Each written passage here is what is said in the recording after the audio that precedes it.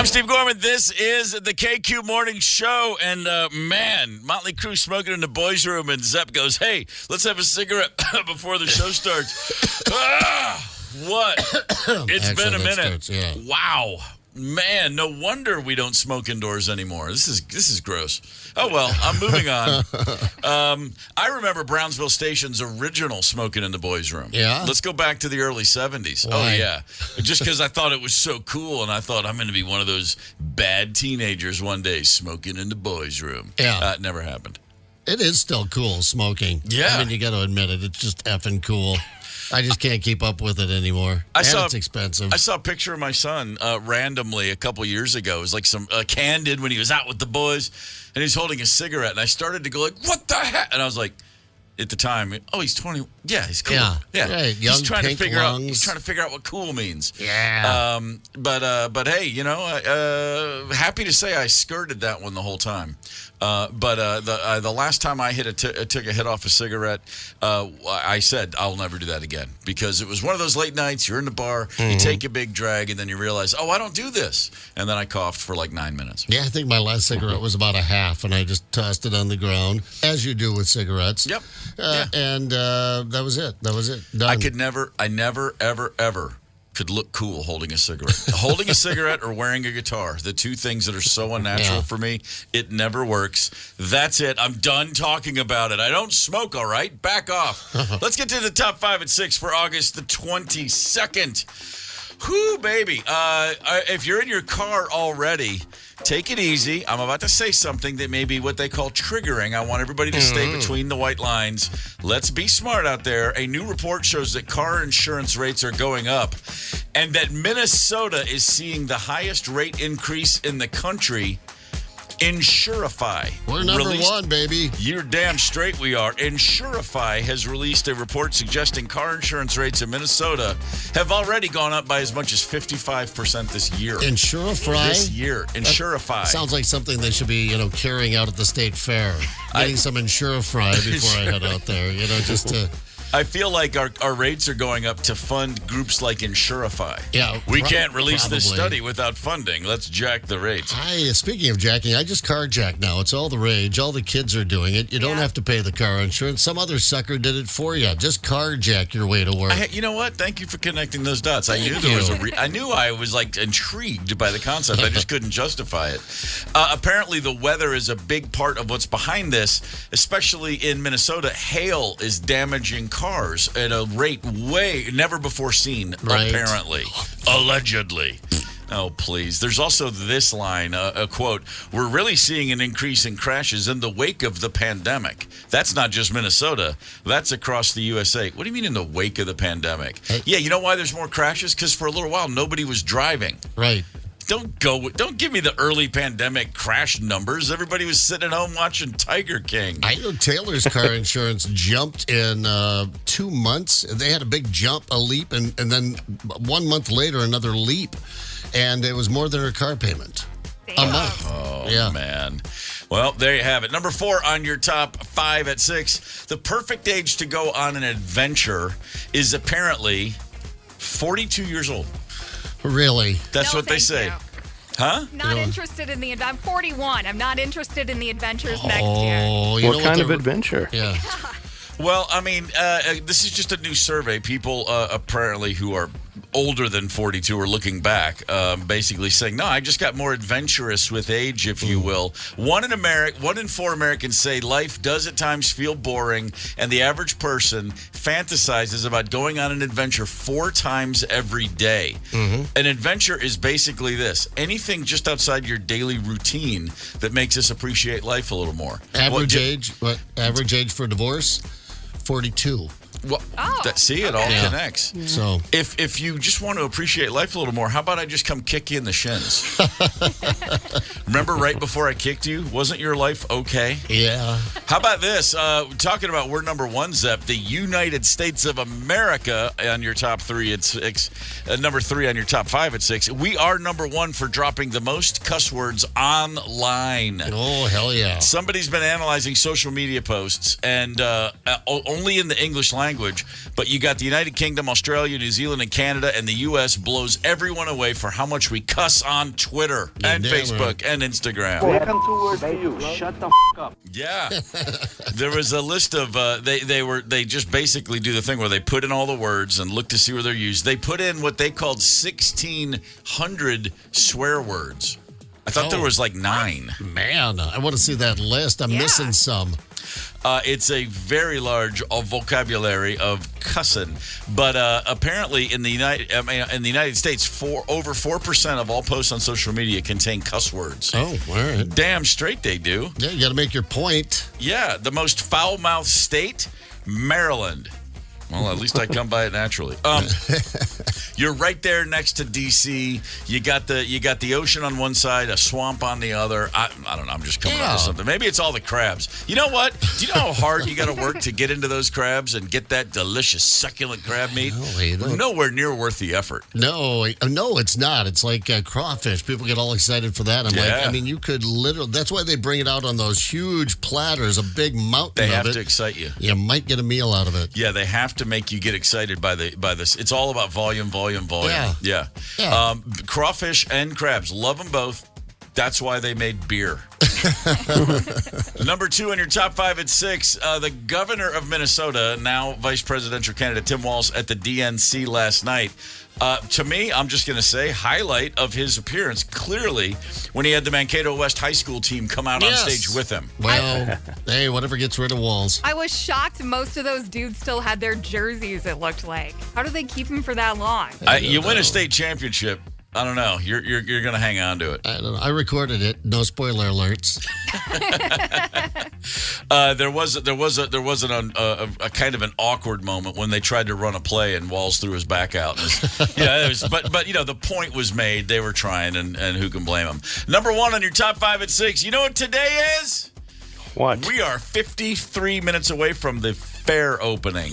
Dun, dun, dun, dun, dun. That's right. The Minnesota State Fair is up and running as of 7 a.m. tomorrow from 11 to 1 p.m. 11 a.m., 1 p.m. Corner of Cooper and Lee will be there. She's out there right now. What's her name? I forget. Sandy. Big KQ list. No, it's. Did I get that wrong? That usually rolls in for like the first person? Then the first person Ginger? I don't know. Now I feel terrible. 651-989-ROCK. Sorry, we're forgetting your name. That's because you haven't checked in a while, but I believe the first one into the fair. I met her last year. Yeah, for the last 68 years in a row. 68 years in a row? That's a pretty impressive streak. Yeah, she was wearing like a big dress, a big cotton dress, first time she went, I think. It's fantastic. Yeah, I'd love to hear from her. Tomorrow, 11 a.m. to 1 p.m. Looking very, very forward to that. Boy, what else is happening today? We've got... I'm spacing. Who's in studio with us? Chad Daniels? Chad Daniels. Homeboy. Man. Comedian, big special, new special out. Ryder just watched it while we were listening to a few clips that we'll highlight through the morning this morning. Yeah. Listen along, but funny stuff. So funny, dude. Chad Daniels has a new Netflix special, Empty Nester, and yes, it is very funny. So I've been making sure plenty of water. A lot of time. I've started Pilates classes, getting ready because we all know what's about to happen. Yes. Starting tomorrow for me personally at 11 a.m., it's going to be a fried food devotee's delight. Yours truly. So let's all prepare ourselves with a little music about the fair, shall we?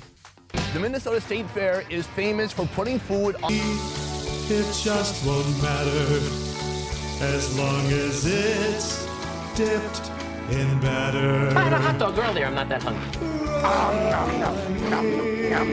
This is the ultimate guilty pleasure. The KQ Morning Show continues on 92 KQRS. Well, I'm going to tell you a story about my daughter. She has a period, and what does she do when that happens? She puts a tampon into her body. When that's full, she takes it out. She puts that in the trash, and then my dog eats that. I should tell you, I don't think he eats the tampons. I think he'd die if he ate them. He just keeps them in his mouth and stares at you like he knows your secrets. It's like a dip. Like he has a dip in. And he's just like, hunting sucks with a hangover, so I threw this in, see if that'll help. Either this or a Bloody Mary. Well, Chad Daniels right there. His Netflix special Empty Nester is available on, of course, Netflix, and he's going to be in studio at 9:25. It's a very, very funny gentleman right there. Nothing funny about our pets when they hurt themselves, when they do silly things, but if you were a pet owner, you have had a moment where you went, oh, you've got to be kidding me. Yeah. And the Ham Bone Awards are out. Nationwide Insurance every year sets up the Ham Bone Award for the strangest pet insurance claim of the year. All right. And the nominees are out. And by the way, we will take your submissions. If you got a pet that did a really bizarre thing where whether you have pet insurance or not, you either wish you had or you made the file yourself, feel free to hit us to that. 651-989-ROCK on the KQ Talk and Text line. We've got last year's winner, which we talked about. Giles was a cat. He needed stitches after he was folded into a sofa bed. Well. Oh. What kind of cat doesn't see that the sofa bed's being folded and gets out of there? Like they're lightning fast. That's what I'm saying. Like a And- cat's reflexes are faster than a cobra's. Right. But they're big, fat, lazy cats. I guess that could be it. I'm one of them. Lose a couple LBs there, Giles. Here's a couple of nominees for 2024. I like this one. Archie. Archie is a dog in New Jersey. He got excited the mailman was at the house, and he broke through a plate glass door, Wow. needing stitches on his paws. I mean, I'd be flattered if I was the mailman, to be honest with you. Well, let me tell you something. There's a squirrel who knows what that feels like because Chauncey Gorman went right through a window in the kitchen because there was a squirrel right outside of it. Oh. True story. Oh, my I gosh. like He had to- Sliced his forearm like 4 years ago. He had to make a leap to make the kitchen window, too, Well, right? there's like a little, what do you call it? Like a bench seat against the window. So he was on that, looking out a window. Shots. And it's an old house, and so it's it's not the exterior window. It's like one that you open up, and then there's like a storm window. It's like a little glass pane with a wooden frame. It's an old house, and and by the way, the cost to replace that window in the old house and the glass that no one makes anymore, unbelievable. there's still a piece of cardboard with the letter C on it 4 years later. True story. I only love him more and more, that Chauncey. I'd like to think he knew there was a plate glass window there, but we share a pathological hate of squirrels. You got to go through a plate glass window. Do it. The best thing is when you're going, I wonder if I should try to fix let me pick up the broken glass or chase him around the house where he's bleeding everywhere, running around. Bear is also on the list. Bear is not a bear, but in fact a corgi, so I have a problem with him already. Yeah, what? A corgi in Pennsylvania that chewed on a bottle of nail adhesive that was basically like super glue. Wasn't toxic, but he threw some super glue down the gullet. I can only imagine what the result of that was. Nail his choppers shut, too. Man. How about this? There is a parrot on the list this year. A parrot from New Jersey named Clover. Clover got her claws tangled up. Apparently, like someone's shoelaces being tied together, the vet had to untangle them. Yeah. I love that parrot. Man, that's pretty impressive. There's a bunch of good ones on here. Last one I'll share for right now. I do like this. A lab mix in North Carolina named Lambo ate 250 pieces of a jigsaw puzzle. Only the loose pieces. The corners and edges were already assembled, and he left those behind. Okay, yeah. How frustrating trying to finish that puzzle. Anybody who's crazy enough to start a jigsaw puzzle, you deserve that. My wife is a big fan of jigsaw puzzles. I can do up to 30 seconds before I go, I can't, not a chance. Don't have the attention span. My mom will spend the winter putting one together. She has a table, it's larger than most apartments I've lived in. This huge table downstairs in the basement. And she just puts puzzles together. But to be fair, that's a gift we can buy Mom. So guess what every she's year, received every holiday. year for 30 years. Oh, yeah. 3 puzzles. One from me, one from Chris, and one from Angie. Have you ever handed a crack pipe to someone who needed it? That's giving my wife a jigsaw puzzle. Right. Later, plenty more pet injuries if we got them later in the show. But now, we have to prepare ourselves. Sports and music history. Hang tight. It's the KQ Morning Show, 92 KQRS. Zep, Tony, and Steve Gorman are the KQ Morning Show, 92 KQRS. I'm Steve Gorman. This is the KQ Morning Show. Good morning for Thursday, August the 22nd. The fair is officially open as of 3 minutes ago. Here we go. Right on. Beer's at 10. Good to know. Somebody's already has their first bellyache of the state fair. That's right. 3 minutes in, another order of fried pickles? Just hand them over, man. I've been waiting a year. We'll be there tomorrow at the corner of Cooper Lee from 11 to 1. Get over, say hi. We're looking forward to hitting the fair for the first of several trips for yours truly this summer. I'll be there a few times. Yeah, I'm going to swing out there again this weekend. We're going to do that whole thing where we map out our food places. I believe that's going to be the Sunday Fun Day. Nice. I look forward to it. Okay, I'm not a wildlife guy. I'm not going to try to pretend I am. When I go, let's say fishing, I really enjoy it. When I go hiking, which I actually do that, I enjoy it. But I'm not a hunter, and I don't. Put me in a cabin without any amenities. I'm going to last a couple days, and then I'll be like, "Oh, seriously, come on, do it. Could you just turn a light on? Domino's deliver. Can I find a toilet that works? I'm not a rough outdoorsman, is what I'm trying to say. Right. And I'm never going to present myself as such.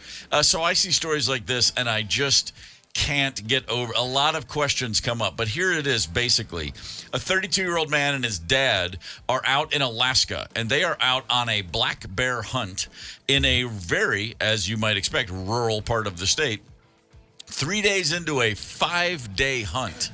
A 5-day hunt. Let's stop right there. Yeah. 5 days where you're just making ground, you're tracking black bears, so you're not checking into a nice 5-star cabin every night. I'm going to assume are not. You're just out. Maybe you've got a nice bedroll. Perhaps if they had a guide and they were doing a little glamping hunting, but I don't think these two fellas were. They're roughing it out there. No, they're roughing it. They're going for it. 3 days into this 5-day hunt, they're working through some dense brush, and they come to a clearing. It's waist-high grass, okay? Uh-oh. I'm already spooked. Just at the thought of it. You should be. They're hiking quietly. They don't want to. They want to keep it very, very quiet. Right. This guy, he's in his early 30s. He says he took a few steps out of the grass, and my dad yelled, "Bear!" That doesn't mean black bear. That means brown bear. That means grizzly bear. I'll let my man Tyler Johnson give you a little bit of what happened as soon as he heard the word bear. It came charging at my dad. He made some noise, and then it went straight to me. And thankfully, when I was falling backwards, I was able to unsheath my pistol, and when he was on top of me, absolutely unload. I did shoot myself in the leg when I was falling backwards, but it went straight through my leg.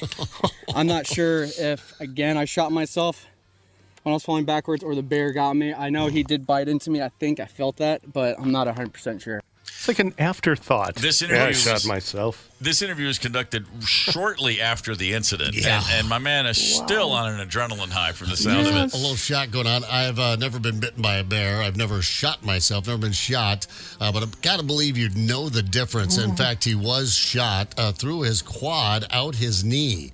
It did pass through, but it's that's a big owie.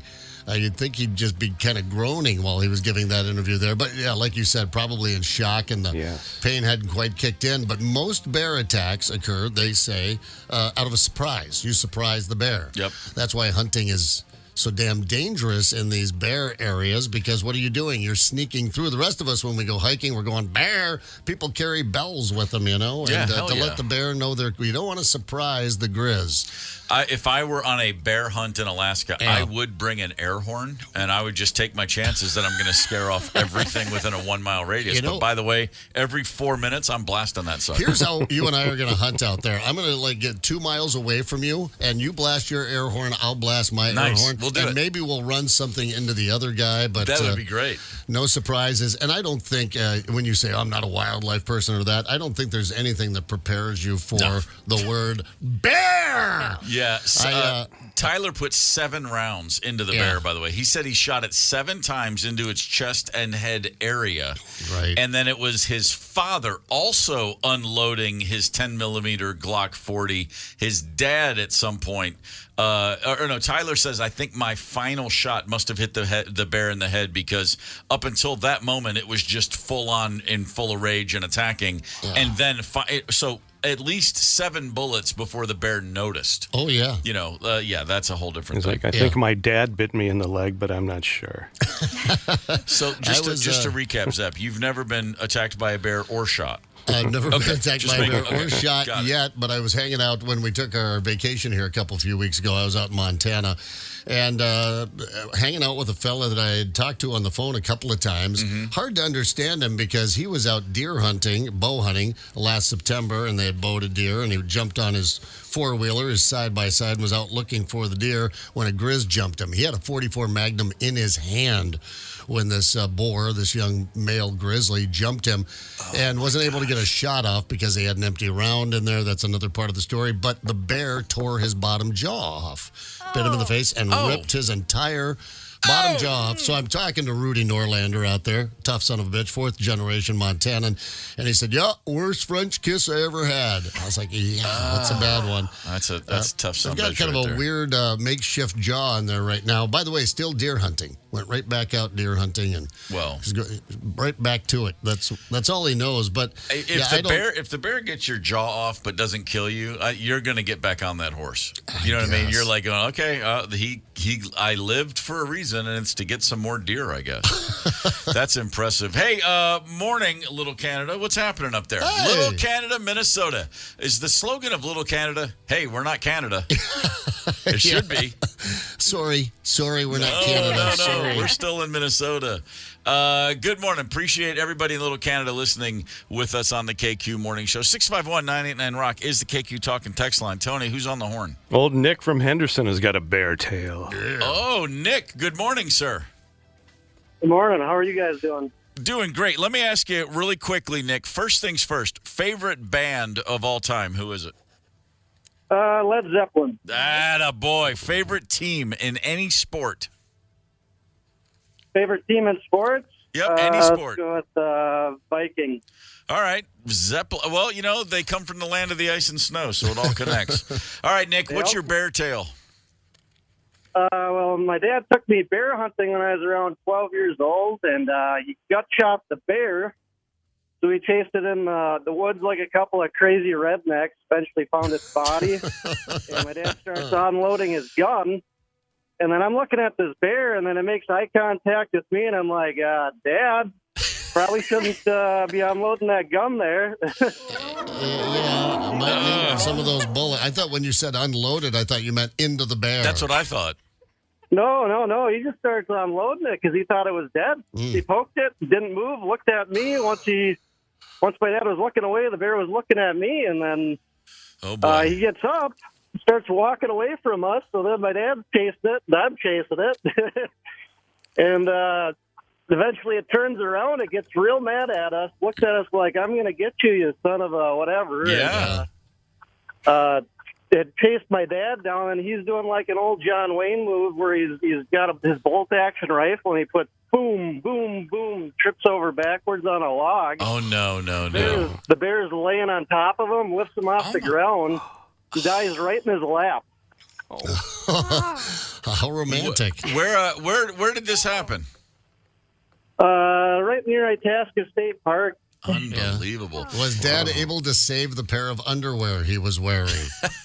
His underwear was fine, but the bear bit a hole right through his pants. So he's got a battle scar still to this day. Wow.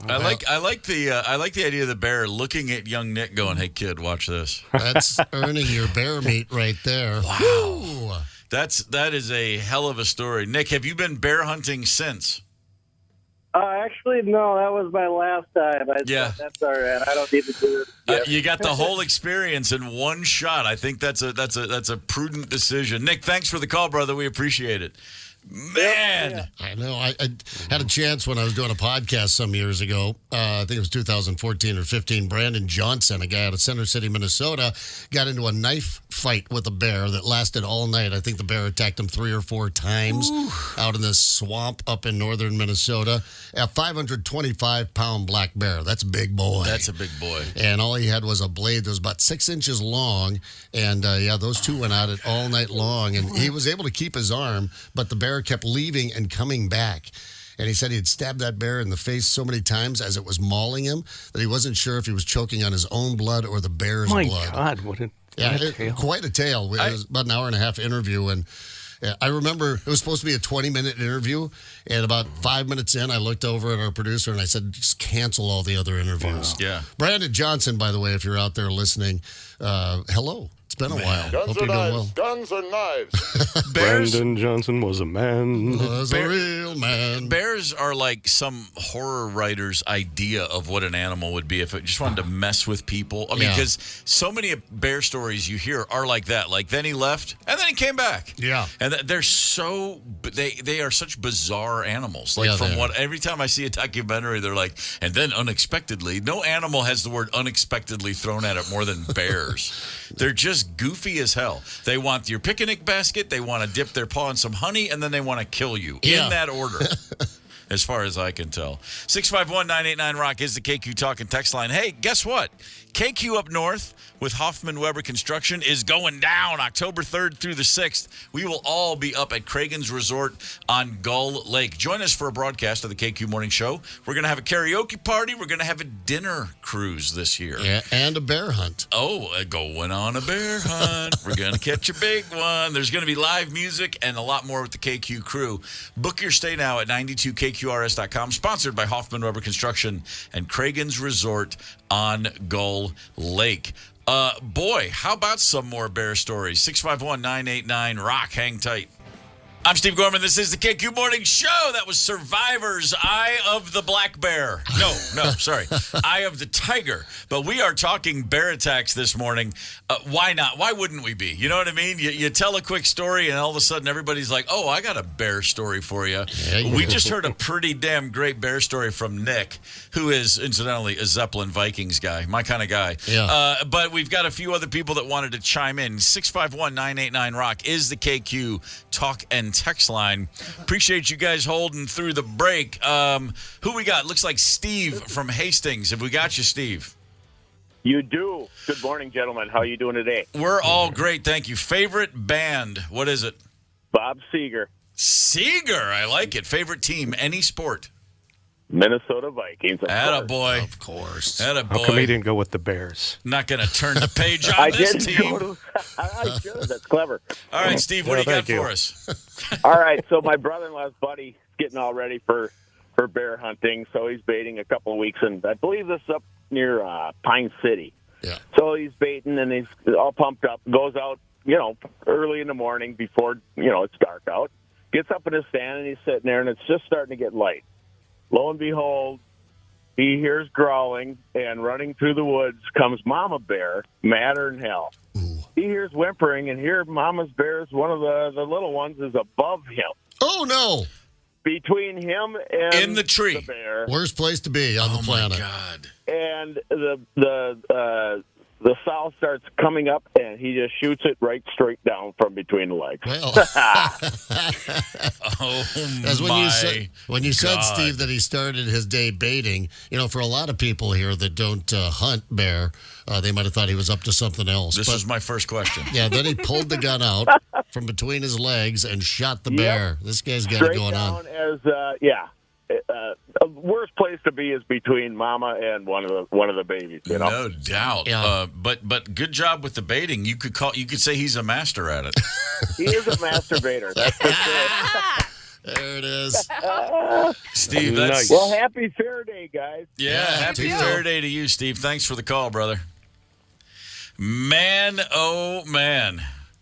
We are an hour and a half in before we got the word masturbator out today. That's good for us. That's a new record. Check that box. We're all getting paid today. Pretty fantastic. Is Wally still with us? I believe Wally is on the horn. Wally, good morning. Good morning, crew. Wally, favorite band of all time. Who is it? Oh, we're going with the Silver Bullets band, baby, Bob Seger. Again, I like it. Run this morning. All right, favorite team, any sport. Boy, it's been a while since I followed sports, but I'm going to have to go with Hendrick Motorsports, Jeff Gordon, baby. Wow, damn, man. Wow. Number 24 showing up. I like that. All right, Wally, what have you got for us? So this goes back probably 10, 11 or so. My uncle introduced me to hunting, and I would just, anytime I got the chance to go with him, I'd go. And in Minnesota, you can bait for bears. So you go to a bakery and get all their day-old donuts and stuff like that. Yeah. That's what he always used. So I learned to drive stick because one time he damn near cut his arm off baiting for bear. So crash course, I learned to drive a stick when I'm 10, 11 years old, and a beat up old Toyota pickup. And then later in that trip, we were baiting for bear, and we didn't have cameras back then, game cameras back then. So the way you'd find out if something was coming into your stand was you'd sit out and watch. Yeah. So we put our bait out during the day, and that evening, my uncle would go out to the stand behind the gravel pit. He said, I'm going to put you in that tree right there. It was a downed aspen tree, so it's like 45 degrees, so you kind of have to shimmy up this tree. And it was just this fiberglass, like old school chair screwed to this log up in this tree. 10, 11 years old, up in this tree by myself. He went and watched a different bait station, and here comes a little bear. And I'm thinking, oh, this is super cool, a little bear cub. And it's coming right to the tree, and then there's another one behind it. There was 3 bear cubs and a sow. And 2 of the cubs are shimmying up this tree towards me. I don't have anything but an old disposable Kodak flash camera. I'm trying to flash the camera, trying to scare them away. And this sow's getting pissed because now she sees me and she thinks I'm messing with her cubs. Yeah. And I'm crapping in my Bugle Boys here because I got nothing. I'm not even old enough to hunt yet, so I don't have a gun or anything. It wasn't even seasonal. We were just pre-baiting for the season. And holy cow, finally it went away. And I hear my uncle walk up through the woods. Or I hope it was my uncle walking through the woods later. And I told him what happened. He says, oh, well, this bait's worthless. We can't shoot that bear. I'm thinking, you didn't even care that I damn near got eaten by bears, Well, yeah. And 20, 30 years later, I'm looking back on it going, oh, my God, I can't imagine ever putting my kid in a tree and going, That's amazing. I know. That's awesome. Wally, thanks for the call, my man. Right on, brother. Take care. The silliest thing that ever happened was my former rock and roll combo, the Black Crowes. We all went to Yosemite for a long weekend, and we hiked up to the base of this thing called Half Dome and then stayed there in tents and hung out for 3 days. Team building or something? Exactly what it was. It was a 2 of you guys hate each other, so let's all go and pretend it's all of our problem. And so and then one of the 2 guys decided at the last minute, I'm not going to go. So anyway, we didn't build much of a team. We all decided he was the a-hole. Right or wrong, it was what it was. But while we were there, we're getting our campsite set up, and a park ranger comes up. And Yosemite park rangers are badasses. No. And this guy's standing there, and he looks like a superhero, and he's wearing shorts and his hiking boots, and he's got a big gun on his hip, and he just looks all muscle bound. He's like I'm like, what are you, a model or a ring? I mean, you can go run 12 miles up a trail in a second. Yeah. And he goes, hey guys, there's a mama bear and some cubs in the area. We've had sightings and blah blah blah. And me being a douchebag, I go, so hang on, if I see one of the cubs, I should go pick it up and show the mom that I'll take care of it, right? I'll do that. And everyone laughs, and this guy looks at me, and he is dead. And it's funny because I look back now, and he was probably only 35, but he already looked like the Marlboro Man. He looked like and he looked at me and goes, you think that's funny? I thought, I did actually. And he goes, this is very serious. I mean, he just was so dead eye in me. I was like, dude, my bad. Lighten up, Francis. 651-989-ROCK is the talk and text line. Christine with a quick text. Pulled off the side of the road in the Muir Woods to hike the Redwoods. This is just north of San Francisco. Yeah. My husband was positive we'd be dead by the paws of a bear. Sure enough, he yelled, bear, shoved me aside and ran by me. It was a bumblebee that passed by his ear. Oh my He literally thought it was a growling bear. Oh my God. And then she finishes it with what we're all thinking. Somehow we're still married. She feels safe now. You know what they say? You don't have to be faster than the bear. You just got to be faster than the guy you're standing next to. Bumblebee. KQ talking text line is lined up with bear callers. Who have we got? Next up, we have Mike from Richfield. Mike from Richfield. Good morning. Morning. Mike, give me your favorite band. My favorite band, Metallica. Did you go to one or both of the shows last weekend? No, unfortunately, I was too busy working. I had friends that took lots of pictures and threw it in my face for me, though. You got to have friends like that. What's your favorite team? Any sport? the Minnesota Vikings. All right. Unfortunately. Right now, man. He is a Rock on, baby. Nothing but Black Albums from them lately. Let's hear your story, brother. Oh, so we're at scout camp this summer, and we always warn the scouts to make sure to put all the bags of trash away in the evening so that we don't attract any bears or anything. Right. And I wake up the next morning to one of the newer dads slapping pans together saying, "Hey, bear! Hey, bear! Hey, bear!" Yep. And literally at the corner of our campsite where they got the Frisbee golf area or whatever, there's a bear that was walking up towards us, and he kind of looked for a second, and he heard the noise, and he just spun around and left. So it wasn't anything too crazy, but it was a nice alarm clock in that morning. Yeah, it was. Waking up to "Hey, bear." No, that's all you need. That's you know what? That's the kind of bear story I can. That works for me. I'm like that. My sweat. I'm not sweating. My heart rate didn't elevate. Thank you for sharing that, because everybody else that's called in is freaking me the hell right out. Right. Oh yeah. Right on, Mike. Thank you, sir. All right, who else have we got on the horn, Tony? An adventure tale from Dan from Shell Lake, Wisconsin. Dan, good morning. Good morning. I think you're doing a good job. Well, thank you, Dan. Hey, real quick, favorite band of all time, who is it? Oh, I don't know. I'd have to say right at the moment, Jethro Tull. Hey, that works. Didn't see that coming. Who's your favorite team? Any sport? Vikings. Yeah. Vikes, right on. All right, Dan, what do you got for us? My story is from back in the 70s. A guy named Fred Bear. Yep. He was the owner of Bear Compounds. Right.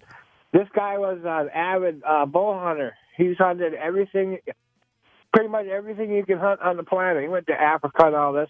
But the story goes, he went to Alaska to go hunt polar bears. And he got off the plane, met up with his guide, and the guide says, "Where's your gun?" "Well, I don't use a gun. I use a bow." And the guide looked at him and said, No, we ain't going to polar bear hunting with bows. So he gave him guide gave him a rifle, and they went out and they come across a polar bear. And the polar bear was angry and started attacking. They shot that polar bear 7 times with rifles. One through the heart. They don't know which one was first.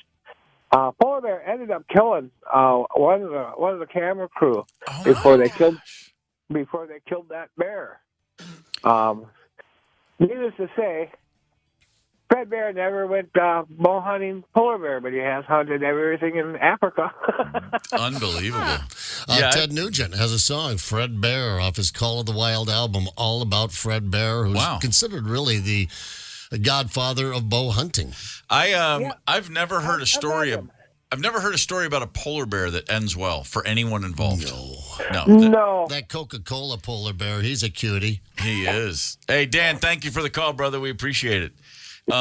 Every time you see a polar bear, it's just someone ends up. At best, it's just sad, if not tragic. They're always hungry. Yeah, they're not kidding around, man. Big bad bear. Yeah, they're just, you know what they are? They're just ornery. You know, they got a surly sort of vibe to them. You know, it's like they're just like, yeah, you chill, dude. Look how big you are. Look how beautiful you are. Yeah, Come on. Don't you know how mirrors work?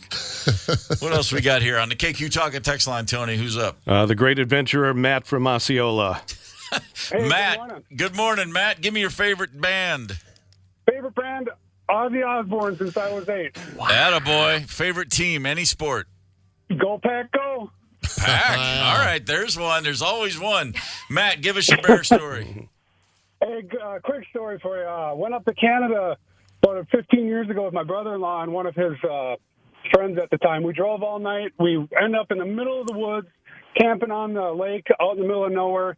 It's awesome. We're drinking beer, carrying on all day, cooking bacon, burgers, greasy food everywhere. We go to sleep in tents and don't bother cleaning up a thing. Whoops. I wake up in the middle of the night, and remind you, I'm about maybe 6 months home from being in Iraq. Okay. I wake up in the middle of the night to take one, you know, and I hear snoring. I'm all alone in my tent, and I hear this, like, rustling, grumbling, crazy noises, right? And I think, oh, my gosh, there's a bear out there. We didn't clean up a thing. I'm frantically scrambling through my gear trying to find a knife or anything because the bear's 10 feet away. I find a 2-inch blade. I'm holding it thinking this is going to help me, right? Yeah, jackknife, basically. I keep listening, and all I hear is this gnashing and thrashing. I get the courage to open up my tent about 2 inches to poke my eyeball out. It's my brother-in-law and his buddy in the other tent sleeping, and they're both snoring like dueling banjos. I swear the tent is inflating and deflating as they snore. And they scared the absolute you-know-what out of me. But, it's kind of a bear story. Those two bears were in there snoring like heck. I would have stuck that 2-inch blade in one of their buttocks just to shut them up for a second. No kidding. Oh, that's great, Matt. Thank you, brother. We appreciate it. I appreciate it. Keep up the good work, everyone. Cheers. Thank you. Thank you. Holy smokes, man. I mentioned that the trip to Yosemite, there was a night, we were all in our tents, and I woke up to the sound of a bear right outside the tent just sniffing around. Yeah. Just doing all those noises. Yeah. And we had all agreed. We had everybody. There was a group of, it was 8 or 9 of us, a few friends. I guess there was 4 tents, and we all said, if anyone hears a bear, you have to signal, and we were going to do the bear song, which is the Monty Python spam song. We all agreed, if you hear a bear, just go, bear, bear, bear, bear, bear, bear, bear, bear. And I'm laying there wide awake going, oh, my God, there's a bear. It's right outside this tent, which is a 1/12 of an inch thick plastic, And I'm trying to go, should I start the song? Do I start the bear song? Do I start the bear And I'm like, song? do I actually start to do it? And I'm just like, I'm laying there, and I can hear my heart is just, boom, boom, boom, boom, boom, boom, boom. And I'm just trying to be quiet. And then Johnny, our bass player at the time, he's sleeping next to me. All of a sudden, he wakes up.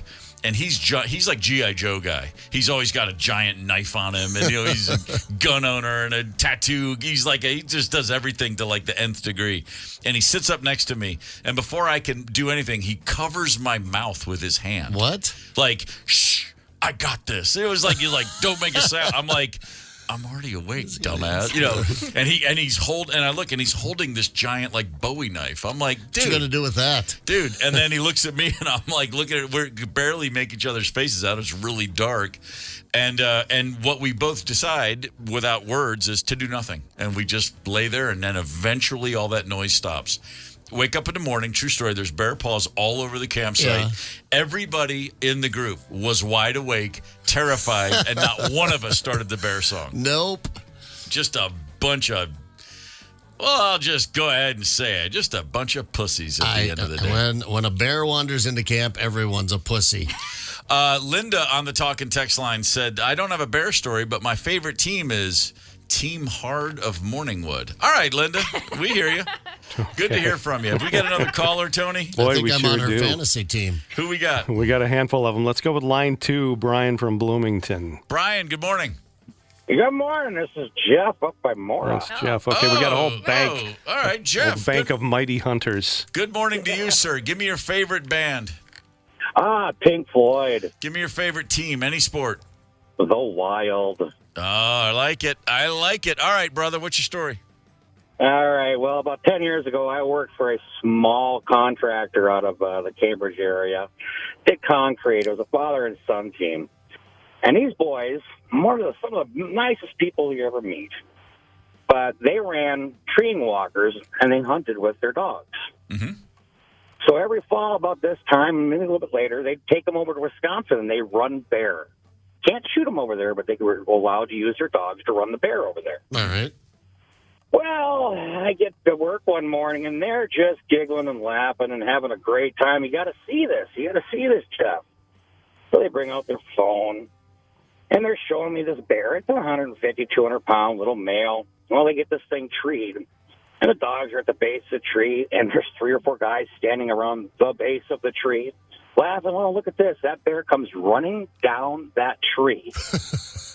Runs over the father while the father is laughing. And these guys just sat around and laughed like it was nothing. Not a gun in hand, nothing. Oh, my God. Great people, but they're a little off on one side. You know what I'm saying? Hicks. Unreal, man. Good old Hicks. Well, thanks for listening, guys. I appreciate it. Yeah, thank you for the call. We appreciate that. Well, you talk about bear aware up north. It was only a few years ago that bear came up. It was a real hot summer up there in Duluth. Yeah, Duluth, sometimes it gets up in the 80s, real hot up there. Anyway, that bear was in their wading pool. Family looked, they had a wading pool on their back deck. Big black bear just sprawled out there and curled up in the wading pool, I should say. Wasn't sprawled out, but yeah. All right, we got time for one more quick one. Who we got, Tony? Let's see if line 3 is Brian from Bloomington. He's been holding. Brian, good morning. Hey, good morning. Give me your favorite team and your favorite band. My favorite team is the St. Paul Saints, and Pink Floyd is my favorite band. Right on. A couple of Pink Floyds in there today. All right, what do you got for us, Brian? I've got several. I'll just crack off a couple because my wife actually made me bring a bear cub home once, but I've actually had hand-to-paw combat with 2 bears. Made you? Wait, hold on. You brought a bear cub home? Yep. And then what did you just say? Something about hand-to-hand combat? Well, I've had hand-to-paw combat with 2 bears. Man. One of them I had to punch in the nose because it was going to swipe me, and the other one, I woke up out of a dead sleep to a 400-pound bear eating my brand-new bird feeder full of black bird seed, which they love.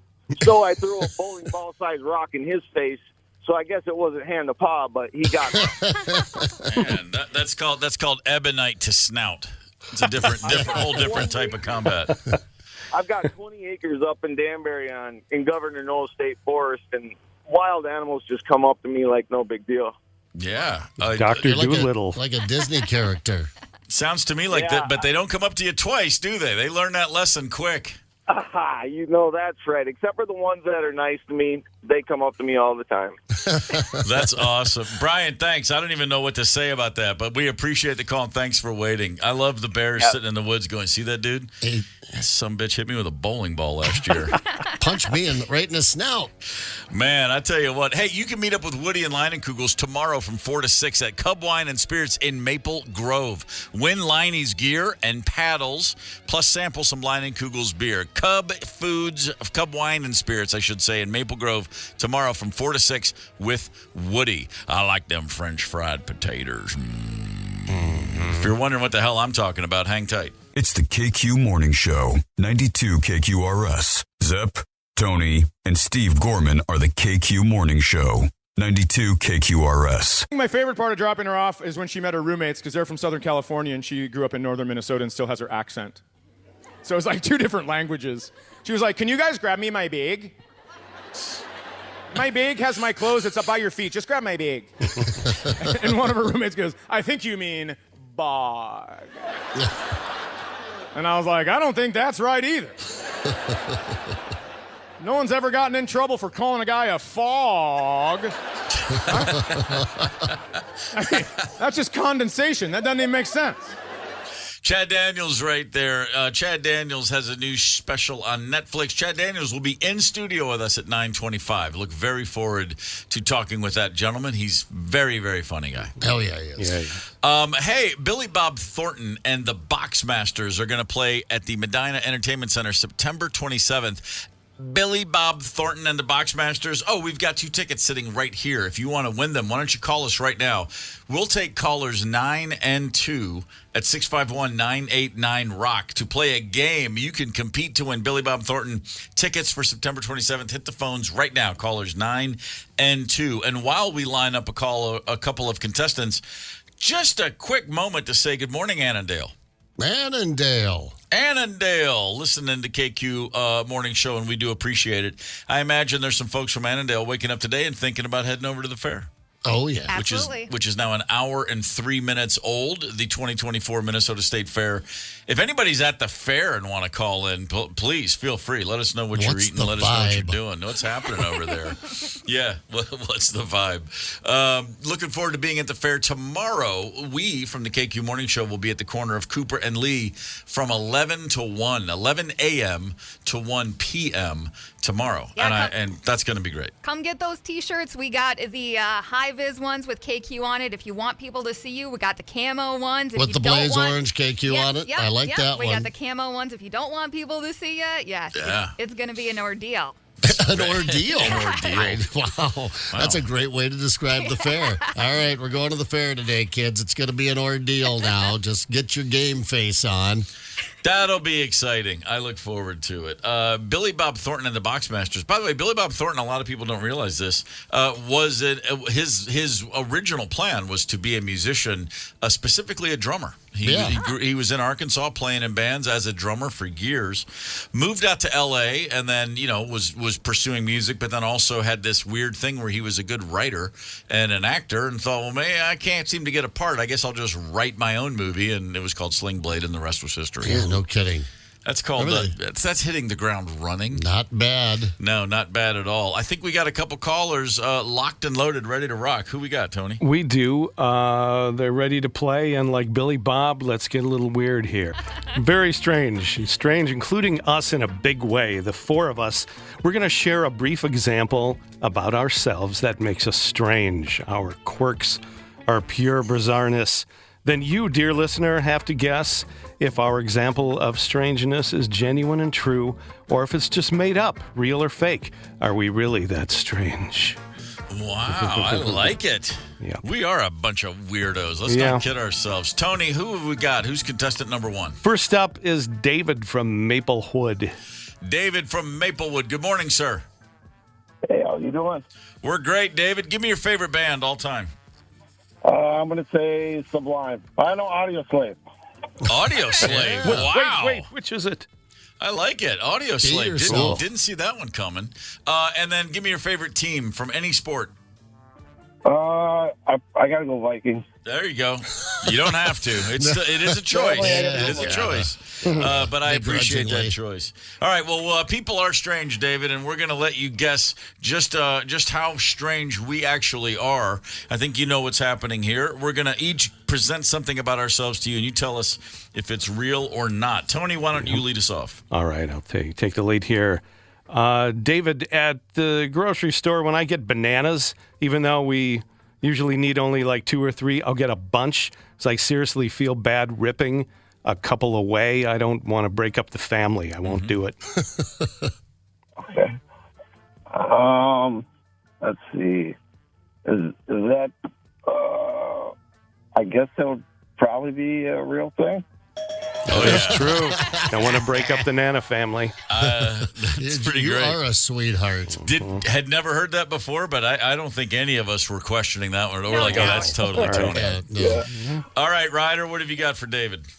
Hey, David. So for the past several years, I've gone to the fair a lot, mostly for work. And behind the KQ Outdoor Lounge at the corner of Cooper and Lee, there's a row of maybe, I'd say 20, 25 porta potties. So over the duration of the 12 days, I make sure that I pee in every single one in order. True or false? What do you do in every single one? What do you think? Wouldn't you like to know what she's doing in there? Just take a leak or any other kind of bathroom ordeal. Or you have to count every single one. What's that? I'll just say that. I'll just say false. That is false. I don't got time to keep track of where I'm peeing at the fair. Man, really? Sorry. It's just marking her territory wherever the mood hits her. All right, exactly. All right, Zep, what have you got? We're just happy that she's going in the porta potty this year. All right, David, my first morning show that I did, I showed up still drunk on tequila from the night before and had a pretty good show. So now, each morning before the show, I do a shot of tequila. Yeah, that sounds fair. Sorry, buddy. Just, I don't have the gusto for, but I did show up for my first morning show still drunk from the night before. A buddy dropped me. I was at an after party, and they're like, aren't you like starting your new job in about a half hour? I was like, oh, get me there. Nice. They did. Nice. All right, David, you're 2 for 3. Here is your fourth and final entry from yours truly. When I order a burger at a bar or a sandwich of any kind, I always choose tater tots over fries. And that's not just since I got here. I've always been a tater tot fanatic. And here is what I'm here to tell you. I will eat all of the tater tots first, all of them, before I have a single bite of the burger or sandwich every time. Yep, I do the same thing. I'm sorry to say I don't. Wow. I don't do that. I do start with the tots, but no, I don't eat them all first. But I love that you do that. We broke tots Yeah, yesterday. Yeah, and I was trying to think to myself, I'm like, did he eat all of his tots before he... I didn't notice. He ate it all so fast. Did you look over at Gorman? I had one bite out of my burger there, and I ate like 3 tots, and I look over, his beer is gone, and his plate's clean. I'm like, I did you snort that? Scarfed it down quick. There was no waiting around. You know what I mean? I had a lot to say, and I knew I got to eat so I can talk. So David is the strange one. David, all right. Well, 2 for 4. Very strange. David, you went 2 for 4. That's pretty good odds around these parts. Yeah. Sit tight. We're going to put you on hold for a minute. Let's bring on contestant number 2. Who do we have? Our buddy Nick, and he's heading out to the fair right now, even as he's calling here. All right, Nick, good morning. Hey, good morning. Give me your favorite band. Favorite band of all time, Led Zeppelin. Attaboy. Favorite team, any sport. Hometown boy here, the Twins. Twinkies, I like it. All right, Nick. Oh, yeah. You know people are strange, so we're gonna send 4 pieces of information your way, and you tell us if they're true or not. Good luck, sir. I'm ready. Tony. All right, Nikki, I'm super nerdy, and I had a stamp collection, but I kept at it, and I keep it in a safe deposit box now, and that stamp collection is worth well over 6 figures.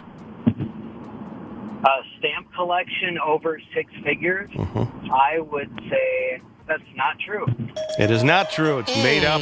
Wow. It's silly. I was going to call in sick tomorrow and go rob your That'd house. have to be a lot of stamps. Yeah. That would have to be a lot of stamps. All right, you're 1 for 1, Nick. Ryder, what have you got? Okay, Nick, here's the deal. I get creeped out if I'm wearing matching clothes with somebody else, such to the extent that I have in the past and will continue to go home and change my outfits. We're not wearing the same shirt.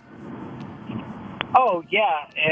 So you're saying if you show up and you're matching with another person... Gotta flip that shirt, gotta do the costume change. Like, is that one of your guests you're meeting, or is that just somebody at the venue?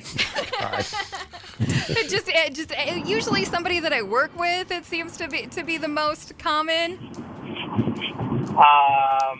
No, I'd say you'd let it ride out. Your name's Ryder. Wow. That is actually I do go home and change. I will kind of craft. Oh, come on. Yes. I had to quit wearing my concert T-shirts to work. Man, I love Nick's thinking there. Yeah. You'd ride that one out. All right, Nick, 1 for 2. Zep, what do you got? All right, Nick, when I have a cold, I only eat pancakes. When you have a cold, you only what? I only eat pancakes. Huh. Only eat pancakes. I wouldn't put that past you, Zep. Thank you. I think that's true. When I have a cold, all I will eat is pancakes. Really? Yeah. There we go. You have the soup. I'm eating the pancakes. Yeah, right on. It's my comfort food. Nice. All right, Nick, you're 2 for 3. You get this one right, and you are today's winner. If not, we're going to a tiebreaker. So, Nick, in the 90s, I started playing golf a lot. And I met a guy who was a teaching pro, and he was giving me tips, and eventually he gave up because my swing is like a wild horse that cannot be tamed. And he said, you know, what you need to focus on is just your tempo more than anything else. Your tempo is the key. He said, find a song that works to set your pace. Like just every day on your way to the course, think about a nice mid-tempo song. And the first song I ever chose that worked has stuck in my head ever since. My brain is on an endless loop every time I golf. And if you're ever golfing together, just know that Sheryl Crow's All I Want to Do Is Have Some Fun is running through my brain like a freight train. Is that true or false? I would say that sounds a bit far-fetched. I would say that's false.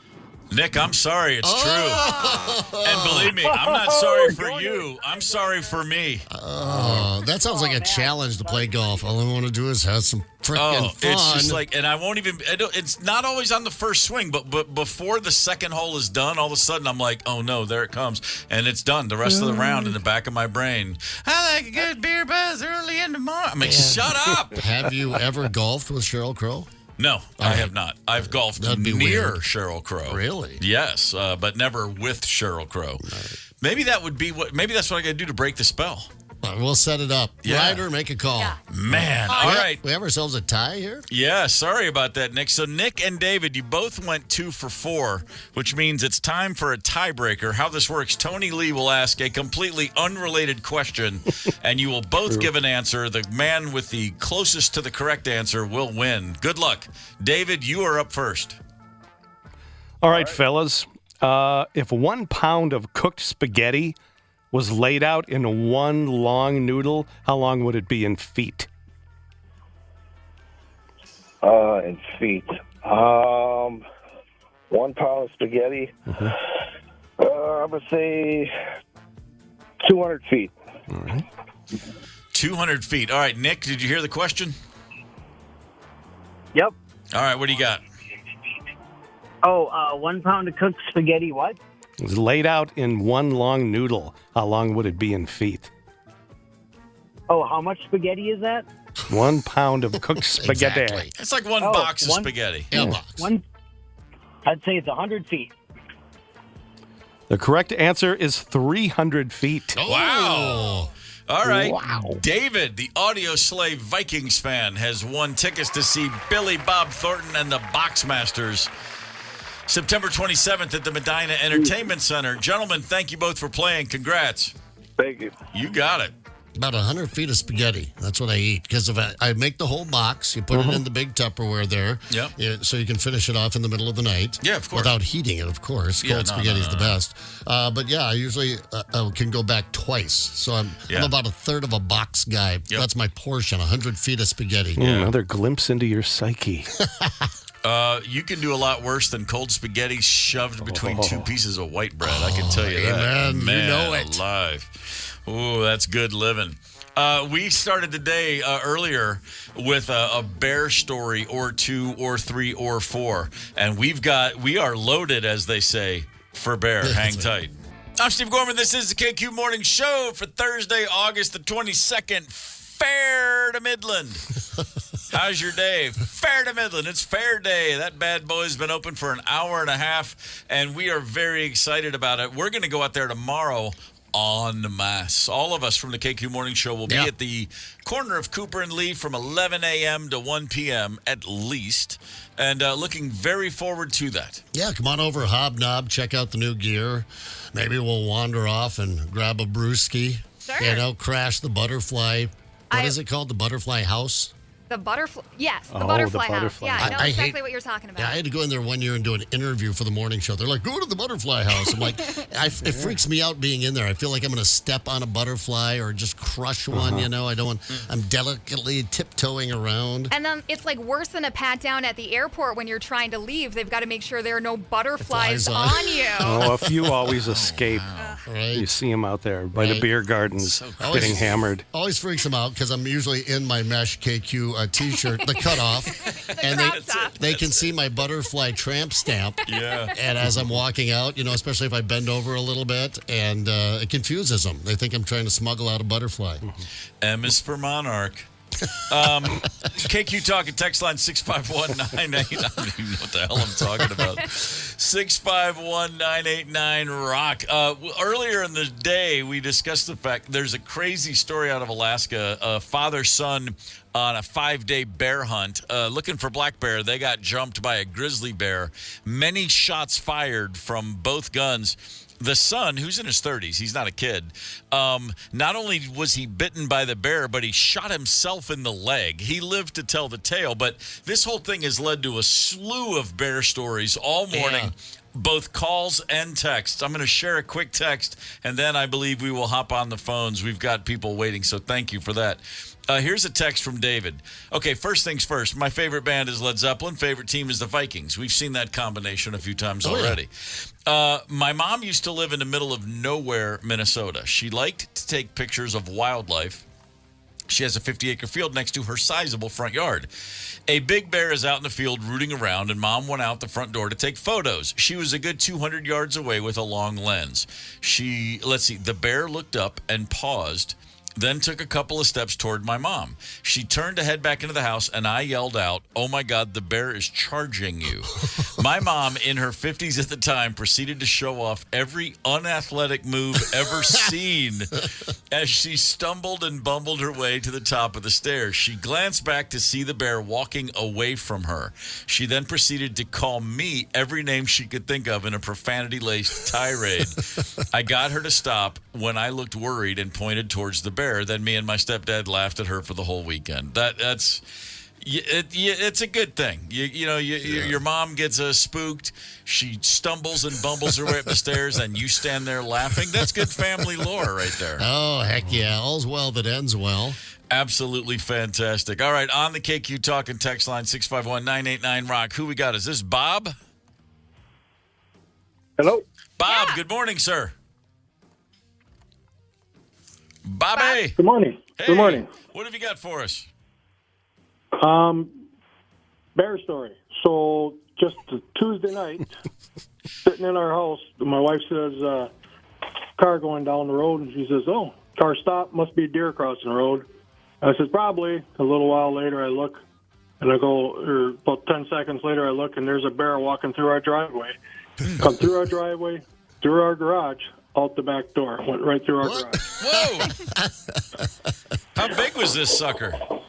He was probably 350, 400 pounds. Oh, okay. Big boy, or mama. Yeah, he was looking for a way to get out, and that's how he got out. So. Shortcut through the garage.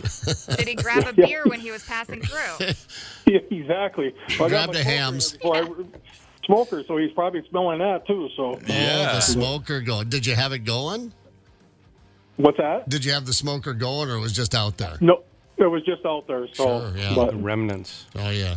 Right. What part of town is this? This is right down by U.S. Bank Stadium, or what? Oh no. Yeah, I'm kidding. This is in the country at Alma Center, Wisconsin. Oh yeah. All right. They get them up there. Well, they come on into the metro all the time. People see them around here all the time, especially the north side of the metro.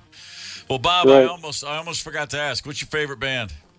Oh, that would be George Thorogood. Oh, right on. The Delaware Destroyer. What's your favorite team? Any sport? Of course, the Green Bay Packers, being from Wisconsin. Yeah. All right. Hey, I don't like to assume, but that checks out. Thank you for the call, brother. We appreciate it. You bet. Talk to you later. Bye. Yeah, that's shortcut through the garage. Man, no thanks. That's as close as I need to get to a bear at any time. Yeah, I had one. I was driving up to Moondance up Walker on my bike on the motorcycle, and I'm flying up along there, and it's like that. It's it's wetlands. It's the reeds out there. You kind of see it swampy on both sides of the road there. But I see something is booking through the reeds. I can tell it's kind of cutting through the grass, which is probably about 3-4 feet high out there in the field. Right. And something's booking. I'm looking. I'm like, that can't possibly be a deer. They wouldn't make a path like that through it. So I start slowing the bike down, anticipating it's going to cross the road, and it was a big bear. I bet it was a 300-pounder. Maybe a 4, just came bolting right across the road right in front of me. Yeah. Give it the nod to you as it passed. I followed him. Thank you. I went, just jumped right in there in the ditch and just followed him. Nope. Hey, Skittle bear. Speaking of riding bikes, check this story out from Idaho. A group of motorcyclists were out for a drive. They got separated, and one of the guys, when they were all trying to meet up, never came back. And his friends figured, he must have he took a different road or whatever. Happens, yeah, things happen. You're on a road trip, you got a group, and you get separated. They figured he'd show up anytime, and he didn't. And a day passed, and another day passed, another day passed. Suddenly they realized our friend is missing. Damn it. So one of the missing cyclists' dear friends and his wife were like, hang on, this doesn't make sense. We're just going to go out and see if we can find him ourselves. They did. They did find their friend 5 days later. Oh. 5 days laying right down by a river. My man had come into some ill fortune and spent 5 days waiting to be rescued. Holy hell. We do have, I believe, a little audio from this. Something just willed me to look right, and there he was laying right there by the river. Zach was tough enough to hold out for 5 days on that mountain while he seen people walking by. He tried to holler at them. He tried to get their attention, and so many people went by and decided that we needed to go up there because, we've known this kid forever. Out of the corner of my eye, I see a guy laying by the river, Zach rolls over and he opens his eyes and he says, "Hey man, I've been in a wreck. I'm in a bad way." And it's like, no way, we just found you.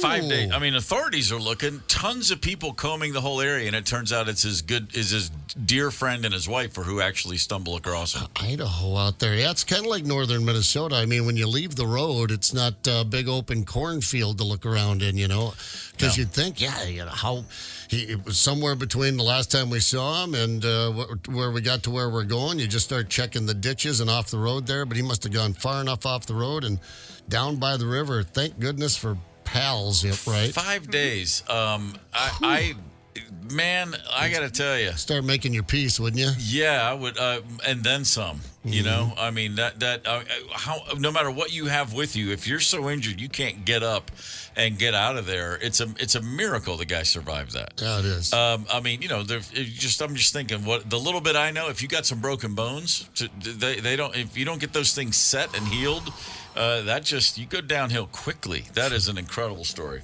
Damn. Real quick on the KQ Talk and Text line, we got Glenn on line 1. Glenn, good morning. Good morning, KQ. How y'all doing today? Glenn, we're doing great, brother. Let me ask you this. What's your favorite band of all time? You know what? Of all times, I only have 2 of them. Lay them on me. Molly Hatchet. Yep. And ELO.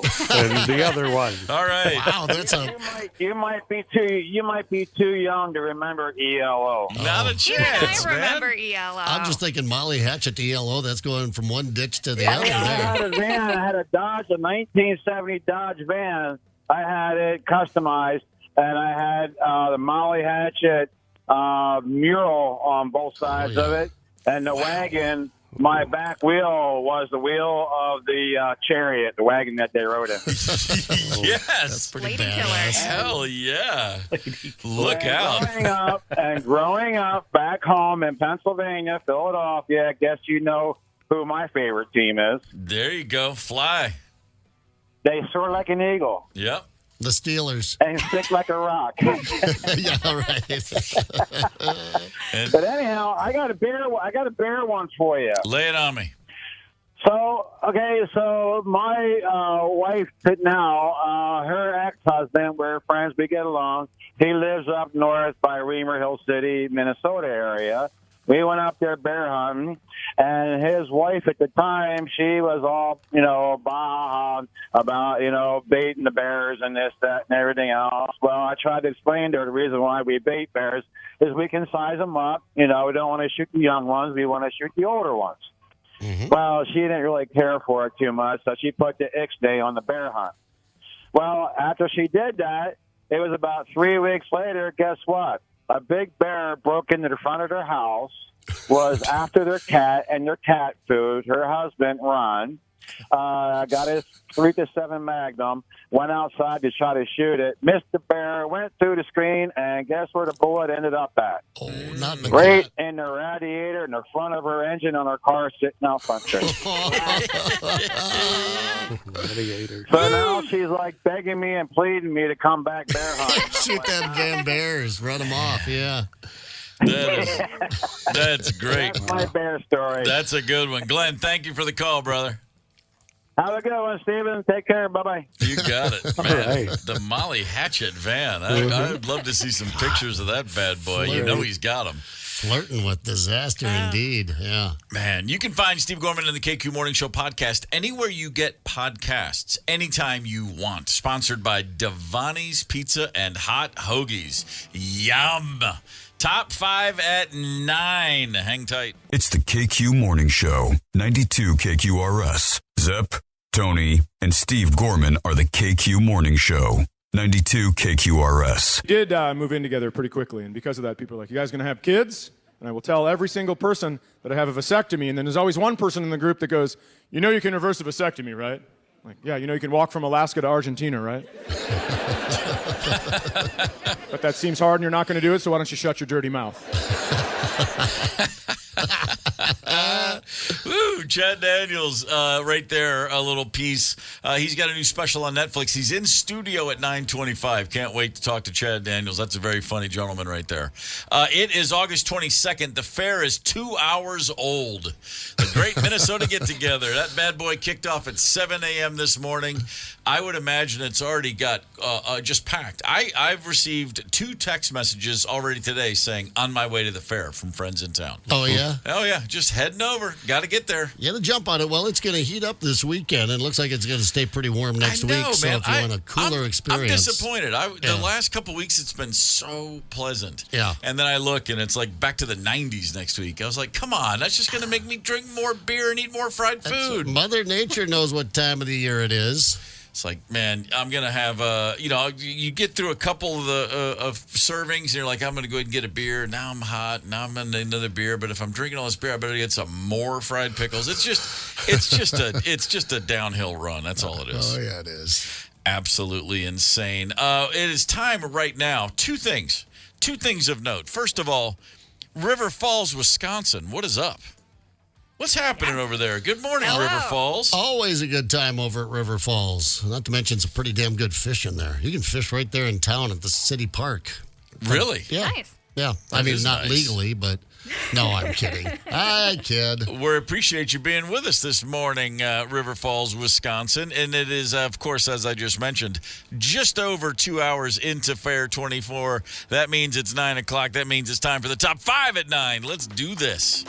Number 5 on your top 5 at 9, car insurance rates, you may have noticed, are skyrocketing all across the country, but it looks like, according to a new report released by a group called Insurify, that insurance rates in Minnesota have gone up as high as 55% this year alone. Insurance rates for cars jackrabbiting up everywhere, but Minnesota so far the highest in the country. Hail is your primary reason. Hailstorms, there's more than ever, and hail is damaging cars like there's no tomorrow. Did the insurance companies in Minnesota not anticipate a little hail damage this year? Is this the first year we've had hail in Minnesota? Or are we feeling a little gougy? They're saying that 12% of comprehensive car insurance claims are caused by hail. Historically, hail is responsible for 2% of claims. So they're saying there's just more hail than ever. Oh, hell with the hail. Yeah. Remember the good old days? I don't think you can do this anymore. The good old days where you get some hail damage and they just give you a check for like $800. Like I said, it was a while ago. Yeah. And you didn't have to get it fixed if you didn't want to. You could just pocket the money. Who cares if you're driving Can around with some confirm. dimples? Have done that. Yeah. Now I think they pay directly to the shop, though. They always come up with a way to screw you. Yeah, they do. When I see insurance rates going up, all I think about is, well, I'm glad some guy I'll never meet just got another boat. Yeah. Some executive at the insurance company. Number 4 on your top 5 at 9. The perfect age to go on an adventure, according to a new survey, is 42 years old. 42 is a great time to shake off the doldrums, break out of your bubble, and do something adventurous. I didn't Google this, but I wouldn't be surprised if that's about the average age for a divorce. 42. Wouldn't be surprised by that at all. Let's see. I turned 42 in the year 2007, and I'm trying to think about what was going on in my life at that time, and I'm drawing a blank. So I don't know. I was really hoping I'd go, oh my God, that's when I went to Machu Picchu, but that didn't happen. A great adventure for me was the day I got, when you get fired or something like that, a divorce or fired, but just hey, I'm 42, I'm going on a grand adventure. I don't get it, but okay. Well, you got some money in your pocket. That kind of makes sense. By your 40s, you are starting to make you're at least not, falling 3 or 4 days short of your next paycheck, hopefully. I don't know if that's the case anymore. It's not. No. It's not. No, I know it's not. I do because this is how my brain works. I was like, 2007, what was happening? On 7707, I was in Oshkosh, Wisconsin. You can look it up, I promise. That's an adventure. 777 Oshkosh. Get some overalls. playing a gig. And I just remember that because some fans made up their own shirts about the 777, and it was Oshkosh. And I was like, and now I've never thought about it. But there it is. Hopefully, I'll never think about it again. You're on a grand adventure in Oshkosh, Central Wisconsin. So. This day, let's see. Number 3 on your top 5 at 9. Somebody's been analyzing social media posts from English-speaking countries around the world. The USA is number 1 for most cuss words online. When we tweet or post on Facebook or Instagram, we cuss way more than anybody else. Good for us. Absolutely. America, yeah. Yeah, we do. That's exactly right. That doesn't mean we're pissed off. We use it in a celebratory manner all the time. Here come 2 words for you. Shut the up. About 4% of our posts, there is a swear word.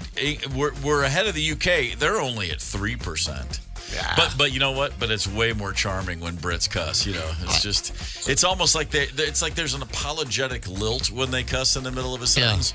Or they also say cuss words in a way that makes you, oh, wait, did you just cuss? Because like Americans want to emphasize the cuss word.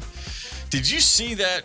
Effing idiot. And like you talk to an Irish guy, he's like, oh, he's out for an effing stroll, wasn't he? It just flows so much nicer. Watching all those Guy Ritchie movies, everybody's telling everyone to bugger off. Bugger off, bugger off. And I'm like, that's a... And I went over to England, and I thought, what a fun, cool word. You can say bugger off. I'm saying it on the radio right now. I can say it again, bugger off if I want to. But, boy, you say that in England. No, a little different story. That's a strong reaction. The most foul-mouthed major city in America is, unsurprisingly, Charm City, Baltimore, Maryland. Oh, About 8% of social media posts in Baltimore do contain cuss words. And if you've ever seen The Wire, I will say this. If you watch the show The Wire, you understand a lot more about Baltimore. No, really. You want to know what it's like there? Just watch that show. All right, I watch The Wire. I get it now. Oh, man, it's I was going to guess Blaine, but all right, so it's Baltimore. I did say major city. Okay. Number 2 on your top 5 at 9. At the DNC last night, Tim Walz got up, gave a heck of a speech. His family got a lot of attention. But to me, it was kind of all over but the shouting when he brought out the 1999 football team from Mankato West High School that went all the way to the state championship. Oh, did he? That was pretty... football team? Yeah, that was pretty strong. Like, just see all those dudes. I mean, I'm just thinking about it in terms of this. I played sports in high school. Mm-hmm. If my former coach or a former teacher were the nominee for vice president, 20 years later, you get on stage with him, you'd just be thinking, this guy?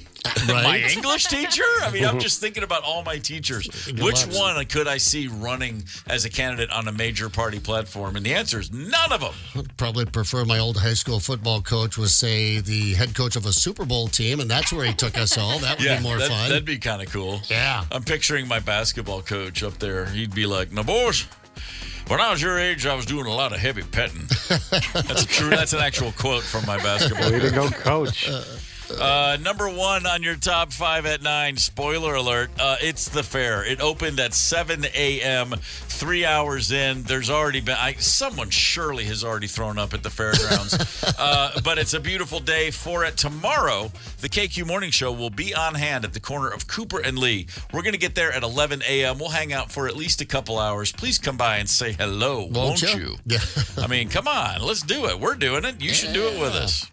Yeah, let's exchange germs. Yeah, let's go. I'm looking very forward to that. And here's something else you can look forward to, in case you're interested.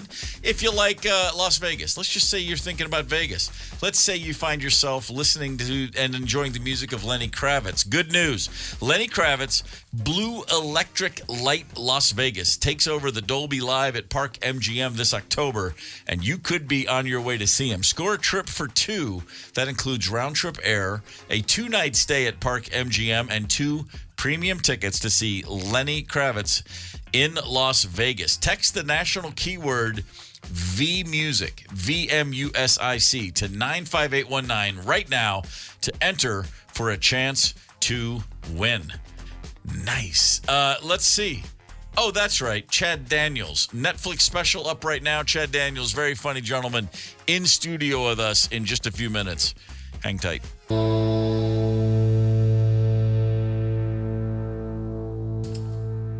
I'm Steve Gorman. This is the KQ Morning Show. I'm Steve Gorman. This is the KQ Morning Show. At least I think it is. Hey, look at that. Yeah. You've guessed correctly. Oh, that's my bad. I unplugged your headphones. Just messing with you, man. Nothing like getting your headphones unplugged. I was going to give you a wedgie, but then just decided to unplug your headphones. Oh, man, and I noticed you weren't wearing underwear. I was like, it's just that's one of those moments when you just go, wow, I thought I knew how things worked around here. I do know this. Chad Daniels is in the studio with us. Chad Daniels, a very funny man who is now, go ahead, I'll say it because he won't, the king of Netflix. Good morning, sir. You're right. I will not say that.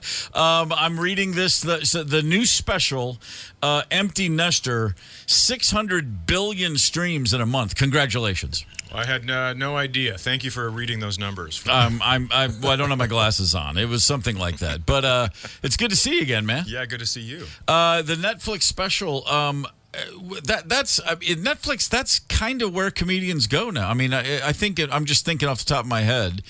Over the years, as media changes so drastically, it used to be like you wanted to get on an HBO special or a Comedy Central special, and now it just seems like everything I watch comedian-wise that I like is on Netflix. Yeah, people want to go there because of the algorithm. Yeah. I mean, it really puts it out in front of new eyeballs. It's great. But now Hulu's starting up. Okay. And Amazon Prime, obviously, is... Nothing wrong with healthy competition. It's good for you. Absolutely right, yeah. There is a moment on Empty Nester. You're talking a lot about being a dad, and we were laughing about it before you came in. Well, your definition of, or the goal, if you want to be a good dad, simply be better than your dad. Oh, man. Funny, because it's true for all of us, whether we admit it or not. That's all we're trying to do is beat the old man. The prince has to become the king. We got one guy to beat, and my dad made it really easy. Yeah, you and me both. We're in the same club. Like, all I got to do is show up and not leave. Yeah, that's exactly you right. know what I mean? All I had to do was not learn my son's social security number because my dad stole my identity. So that's all I had to do. Okay. Well, we'll take a left turn with you here real quick. How old were you when that happened? I think I was in middle school at the time. Yeah. No kidding. Yeah, because when I was in high school, I found out I was going to get a car loan, and the guy goes, "You owe a woman named Karen Ward $40,000 in child support." Oh, my God. Like, well, that's my mom, so I don't know how that works. Holy. Yeah. Mom's calling in the markers. Yeah. All right, I'm gonna go ahead and recalibrate myself. Okay, so my dad was just kind of a hard ass. Okay. No identity theft involved, so never mind. So it wasn't quite as easy to top as maybe yours was. That's incredible, and you've clearly processed it, and it's all okay now. Well, he's a good dude otherwise. Yeah. Right? Taught me how to shoot baskets, taught me how to throw a ball, did all the dad stuff. Sure. But just stole my identity. Maybe he was like, listen, I've earned it. I played catcher and wide receiver. I have earned it. Wow. Man, so how many kids do you have now, and what are their ages? I have 2 kids. My son's 25 years old, just got married, and my daughter is 20, about to go to Costa Rica to study for her junior year of college. Wow. Yeah. Very, very nice. Hence the title Empty Nester. That's for your right. special. They're gone. It's a bit of an adjustment. As my wife and I are learning, we still have one in college, but she's still tethered very closely. But, she's not living with us, but there's a lot of calls, there's a lot of texts, there's a lot of just like another $50. So you could say we're empty nesters, but it doesn't really feel official yet.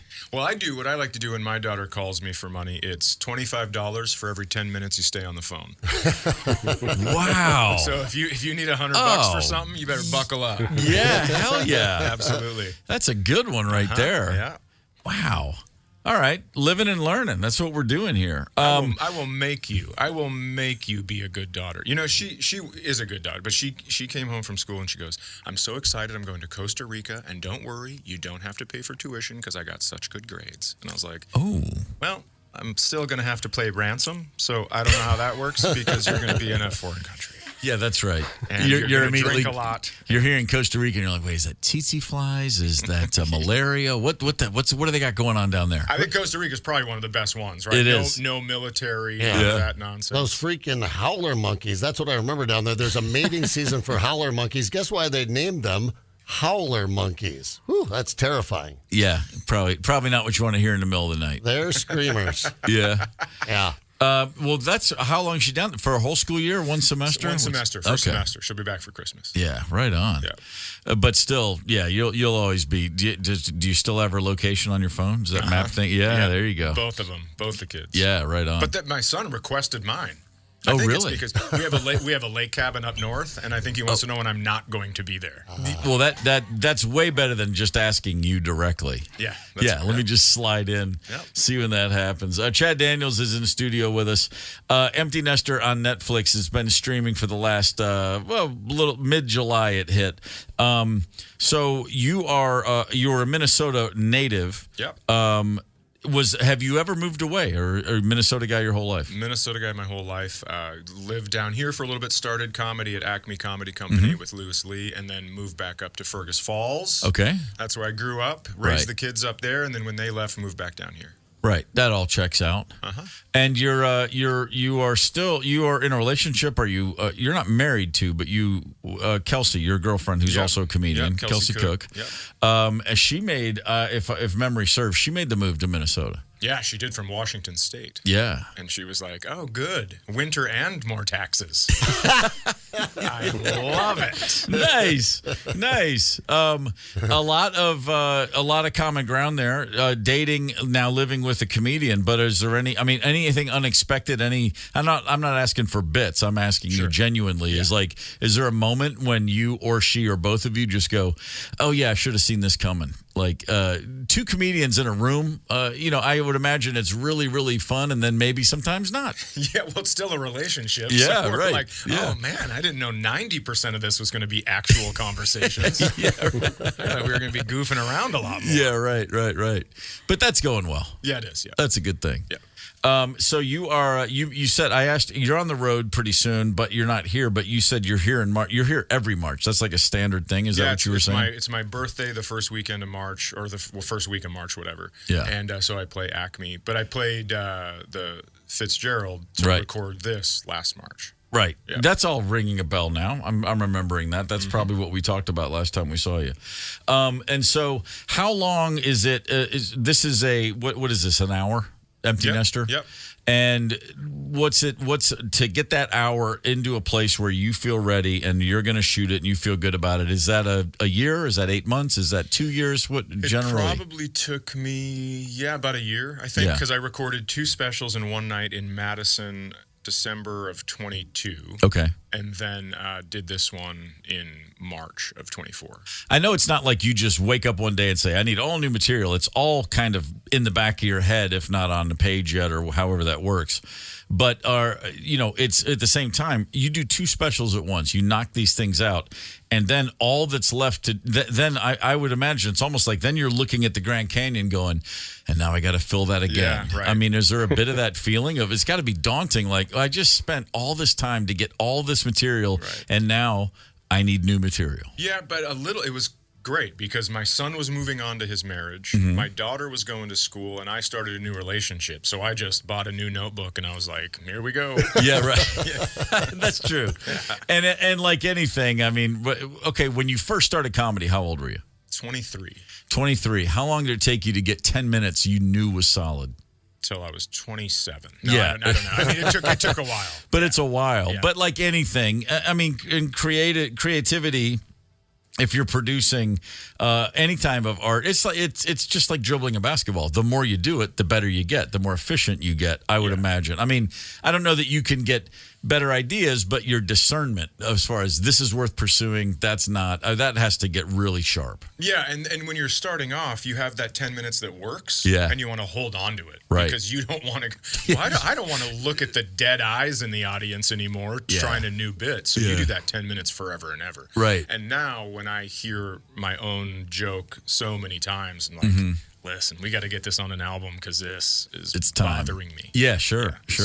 But yeah, it does. You have a thought and you go, that's for Kelsey. That's for me to tell her and we laugh about. Right. Or this is for the stage. Yeah. Oh, wow. Yeah. Sure. So let's go back early days. Is there one horrific bomb of all bomb nights you can remember? Like, what's the worst night of your comedy life on stage? I hope you're listening, Fond du Lac, Wisconsin. Yeah, there we go. I was at a hotel, and they had, a bar in the hotel. Yeah. They shut the Packer game off. You've heard everybody has this story. They shut the preseason football game off. People didn't know there was going to be comedy. That kind of stuff. Right away. It's Saturday night. I go up. I'm opening. It is silence for 25 minutes. I'm doing 30. I mean, they just wouldn't laugh. And so finally I go, I know you guys didn't like me, but the reason that they brought me in is because Time Magazine has printed an article that said I have the one of the top 10 closers in America, which is not true. Of course not. But I just tell them that, and I go, all I need, 2 shots of Jack Daniels and 2 Rolling Rock beers for my closer. And I go, who wants to do that? Who's going to bring me up 2 Rolling Rocks and 2 shots of Jack Daniels? Finally, this gigantic lumberjack man brought all 4 drinks in one hand. And I go, all right, here we go. So he sits him down on the stool, and I go, who wants to see it? And a couple people start clapping. I go, that's not enough. Time Magazine said. Everybody starts cheering. I do the 2 shots, hold up the beers, and I go, thank you guys so much. And then I run back to my room. Nice. I was just like, hell yeah. I'm getting drunk. This is miserable. That is fantastic. It was such a bomb. It was, yeah. I had a night in 1987. My band played the basement of a Chinese restaurant in Greensboro, North Carolina. And the deal we got ahead of time was we'll feed you, and then if anyone comes, we'll give you some of the door. And it was free Chinese food. We'll do that. Absolutely. We'll drive 2 hours out of our way. And we played, and it was a dank little basement, and one guy came in. And he walked in, he paid $2 at the door, and he said, you guys know any Coog? John Cougar. You know any Coog? And we said, nope. And he turned right around and walked out. But he left his $2, and we got Chinese food and $1. Nice. And we said, well, we'll just stop. And the woman said, no, I fed you. You're playing. We played to no one. It was just a rehearsal. It was great. I've done that before where you go to a bowling alley to do a show. Oh, man. And they go, well, no one's here, but we paid you. So for the employees, there have been times where I've handed out CD. I've been like, hey, like early on, can you guys just listen to this on the way home? So I don't have to actually. It's the same stuff. Great. That's awesome. If we go out to the Waxwood right now, we'll go to a bowling alley, no warm up, pick a ball off the rack at the place. What are you going to throw? 160. Nice. That's nice. I like that. Something like that. Yeah, that'll work. You still ever go and get heated up and flirt with 200? Feel pretty good about it? Yeah, you get close sometimes. Yeah. Right. You got turkey hunting. Right.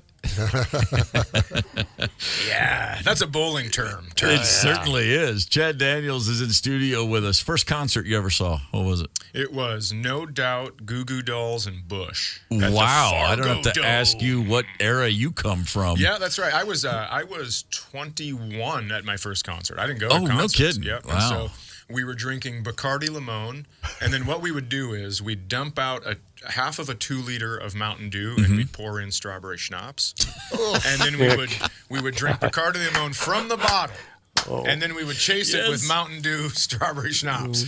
And I was up front, and we're close to the front of the stage, and I'm jumping up and down. And I go, oh no, I had too much.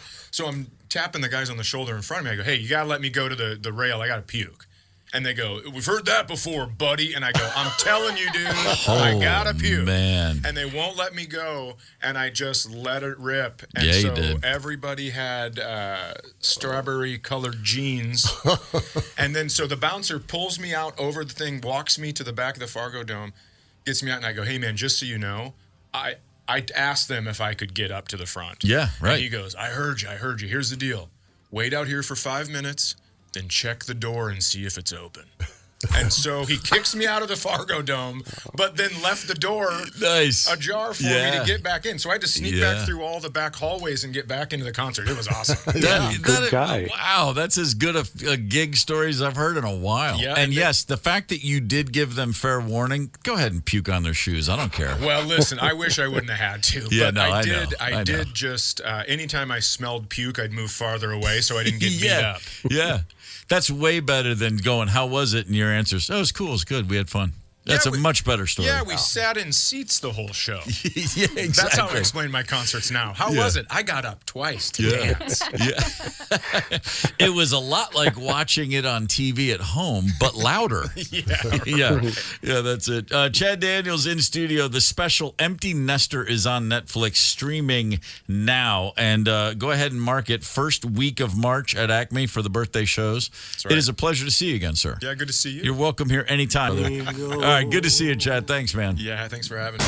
Get the KQ Morning Show podcast wherever you listen. 92 KQRS.